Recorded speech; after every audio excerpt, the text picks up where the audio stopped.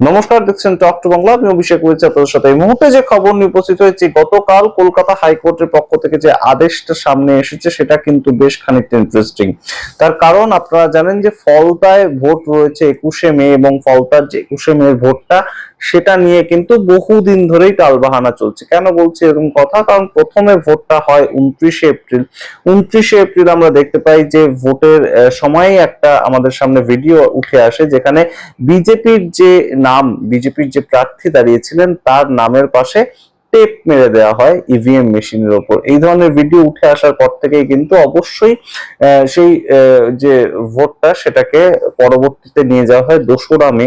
2রা মে vote হয়, কিন্তু তার পরবর্তীতে সেটাও ইলেকশন কমিশন অফ ইন্ডিয়া তাদের কাছে বিভিন্ন অভিযোগ জমা পড়ে, তারপর সেটাকে চেঞ্জ করে 21শে মে করে দেওয়া হয়। কিন্তু এই মুহূর্তে সরাসরি জাহাঙ্গীর খান মোস্ট ওয়ান্টেড একজন রীতিমতন তৃণমূল কংগ্রেসের কর্মী ছিলেন, এবং যার ফলে আমরা দেখতে পেয়েছিলাম বিভিন্ন ধরনের উৎপাত সেখানে তৈরি হয়েছিল।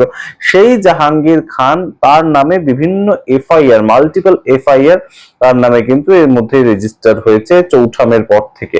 তো সেখান থেকে এই মুহূর্তে তাকে কেন অ্যারেস্ট করা হবে না, সেটা ছিল রাজ্য সরকারের তরফে যে আইনজীবী তার বক্তব্য। কিন্তু সেই ক্ষেত্রেই একদম সরাসরি এই মুহূর্তে কলকাতা হাইকোর্ট তার পক্ষ থেকে বলে দেওয়া হলো যে 26শে মে পর্যন্ত অ্যারেস্ট করা যাবে না জাহাঙ্গীর খানকে। কিন্তু কেন এই ধরনের, কেন একজন রীতিমতন যার বিরুদ্ধে বারংবার অভিযোগ উঠছে, বারংবার এফআইআর হয়েছে, তাকে কেন অ্যারেস্ট করা যাবে না? যিনি প্রকাশ্যে হুমকি দিতেন বিভিন্ন সময়, তাকে কেন অ্যারেস্ট করা যাবে না? এই প্রশ্নগুলো যখন ওঠে, অবশ্যই আপনাদের সামনে ব্যাখ্যা করে একটু বলি কলকাতা হাইকোর্ট কি বলছে, কোট আন কোট আপনাদের পড়ে শোনাবো। তার আগে অবশ্যই টক টু বাংলা ইউটিউব চ্যানেলকে সাবস্ক্রাইব করুন, এই ভিডিও দেখুন শেষ অবধি। আপনাদেরকে জানাই যে যদি জাহাঙ্গীর খান অ্যারেস্ট হয়ে যায় 21শে মের আগে, তাহলে ইলেকশনের ভাগ্য কি হবে? আপনি কি বলছেন জেলের মধ্যে থেকে সে ভোটে লড়াই করবে? এই কথা বলছেন জাস্টিস সৌগত ভট্টাচার্য, এবং তিনি কলকাতা হাইকোর্টের জাস্টিস, এবং তিনি সরাসরি বলছেন যে 21শে মের আগে, ভোটের আগেই যদি তাকে অ্যারেস্ট করে নেওয়া হয়, তাহলে তিনি কি জেলের মধ্যে থেকে ইলেকশনটা লড়বেন? আর এই ইলেকশনের মানেটাই বাকি যে প্রার্থী জেলের মধ্যে। তো সেই ক্ষেত্রে ডেপুটি সলিসিটর জেনারেল তিনি কিন্তু পশ্চিমবঙ্গ সরকারের তরফ থেকে বলছেন যে people have contestant from jail, যে মানুষ এরকম বহু ক্ষেত্রে দেখা গিয়েছে যে তারা জেলের মধ্যে থেকেই কন্টেস্ট করেছেন, তাতে অসুবিধাটা কি? আমরা দেখতে পেয়েছিলাম এর আগে 2016 সালে মদন মিত্র, তিনি খুব কম ভোটে হেরে গিয়েছিলেন, কিন্তু তৎকালীন সময় তিনি জেল থেকেই কন্টেস্ট করেছিলেন, তাতে কোনো অসুবিধা কারো হয়নি। সেই কথাটাই ডেপুটি সলিসিটর জেনারেল তিনি কথাটা বলছেন।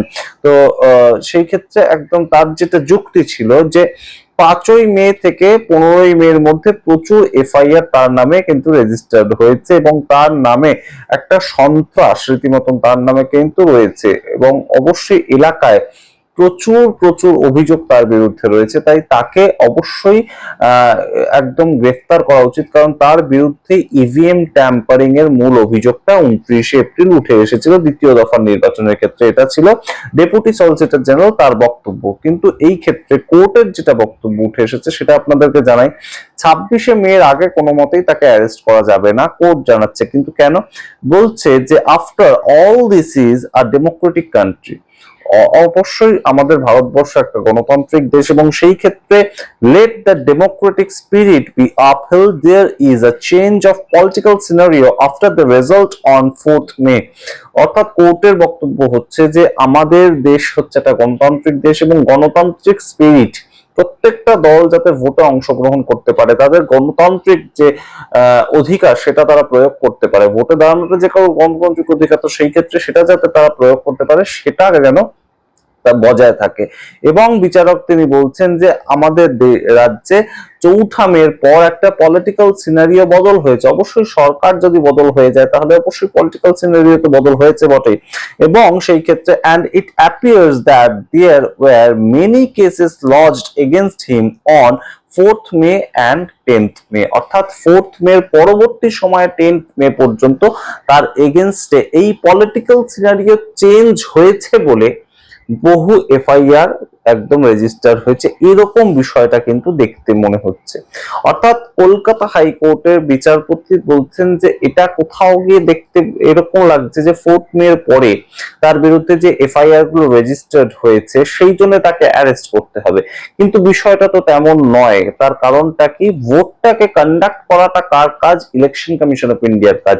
এবং ইলেকশন কমিশন অফ ইন্ডিয়া তারা যদি মনে করে যে কাউকে অ্যারেস্ট করতে হবে তাহলে তারা সেটা ব্যবস্থা আলাদাভাবে নেবে, কিন্তু কলকাতা পুলিশ বা পশ্চিমবঙ্গ পুলিশের আওতায় যে এফআইআর গুলো রেজিস্টার্ড হচ্ছে তার ভিত্তিতে ইলেকশন কমিশন অফ ইন্ডিয়া কাউকে প্রার্থী পদ থেকে একদম বাতিল করে দেবে, সেটা তো তারা পারে না। অর্থাৎ কলকাতা পুলিশ বা ওয়েস্ট বেঙ্গল পুলিশ সেটার সঙ্গে ইলেকশন কমিশন অফ ইন্ডিয়ার সরাসরি প্রত্যক্ষভাবে কোনো যোগাযোগ নেই, সেটা কলকাতা হাইকোর্টের কিন্তু একটা বক্তব্য। এবং এই ক্ষেত্রে একদম সরাসরি বলছেন যে যেখানে তিনি টেপ দিয়ে দিয়েছিলেন, একদম ইভিএম মেশিনের মধ্যে যেখানে টেপ দেখা গেছিল, তো সেই ক্ষেত্রে তাকে এইভাবে যিনি ষড়যন্ত্রের মধ্যে যুক্ত তাকে কেন গ্রেপ্তার করা হবে না, এই প্রশ্ন বারংবার করা হয়েছে। কিন্তু অবশ্যই why the state taking refuge for Election Commission of India? Election Commission of India has the authority to conduct the vote, এটা বলছে কলকাতা হাইকোর্ট। অর্থাৎ কেন স্টেট এই ধরনের একটা ব্যবহার করছে যে তাকে ভোটেই লড়তে দেওয়া হবে না। আমরা এর মধ্যেই দেখতে পেয়েছি রাজ্যের মুখ্যমন্ত্রী শুভেন্দু অধিকারী তিনি গিয়ে একদম রীতিমতন সেখানে হুমকি দেওয়ার মেজাজেই বলে এসেছেন যে আমি পুষ্পাকে দেখে নেব। পুষ্পাকে দেখে নেব বলতে জাহাঙ্গীর খানের কথা তিনি বলছেন। তো সেই ক্ষেত্রে একদম হাই ভোল্টেজ একটা কেন্দ্র, 21শে মে তাতে ভোট হতে যাচ্ছে, আমরা বুঝতেই পারছি। কিন্তু এই ক্ষেত্রে অবশ্যই স্টেট পুলিশের মধ্যে যে এফআইআর গুলো লজ হয়েছে সেই এফআইআর গুলোর ভিত্তিতে election commission of India decision নিতে পারে না। এবং অবশ্যই যেটা বলেছেন একদম জাস্টিস সৌগত ভট্টাচার্য যে এটা একটা গণতান্ত্রিক দেশ এবং গণতান্ত্রিক যে অধিকার, ভোটে দাঁড়ানোর অধিকার, সেটা তো সবার রয়েছে। তো সেই ক্ষেত্রে তাকে দাঁড়াতে দিন না, এই বিষয়টা কিন্তু খুব গুরুত্বপূর্ণ। এবং অবশ্যই আপনারা বুঝতে পারছেন যে পলিটিক্যাল সিনারিও চেঞ্জ হয়ে যাওয়ার পরবর্তীতে যে রেজিস্টার গুলো হয়েছে তার বিরুদ্ধে কেসগুলো, সেই বিষয়টা মূলত কিন্তু একদম কোর্টের নজরে এসেছে যে 4 মে থেকে 10 মে পর্যন্ত বহু কেস তার নামে রেজিস্টার হয়েছে, কিন্তু তিনি তো ভোটে দাঁড়িয়েছিলেন তার আগেই। এবং তিনি যে তার প্রার্থী পদ সেটা নিয়ে তো প্রচারও করেছিলেন 29শে মে আগে, 27শে মে পর্যন্ত যখন সবাই প্রচার করছিলেন, তখন তিনি যখন প্রচার করেছিলেন তখন তার ইলেকশনটা তিনি কন্ডাক্ট করেছিলেন 29শে মে। তার পরবর্তীতে আবার সেটাকে দেয়া হয় 2রা মে। তৎকালীন সময় তাকে পাওয়া যাচ্ছিল না, কিন্তু তার পরবর্তীতে তিনি এখন আবার এসেছেন, কিন্তু তাকে কোনোভাবেই অ্যারেস্ট করার কিন্তু আদেশ দিল না কলকাতা হাইকোর্ট। এবং শুধুমাত্র আদেশ দিল না তাই নয়, তাকে কোথাও গিয়ে একটা শেল্টার দিল।